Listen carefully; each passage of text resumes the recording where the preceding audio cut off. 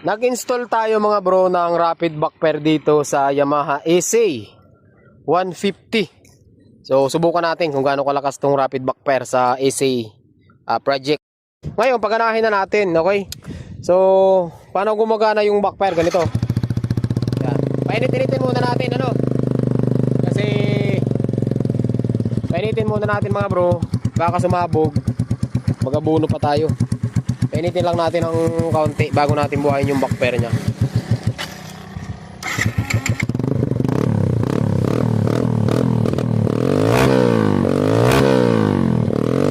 Yan. Okay, buhayin natin mga bro.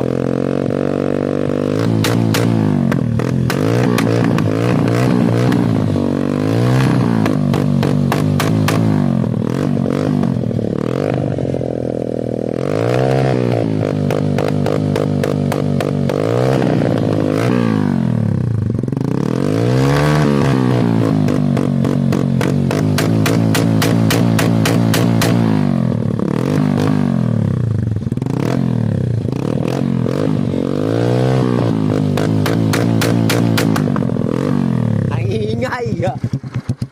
Baka mabarangay tayo mga bro. So tama na po yun ano.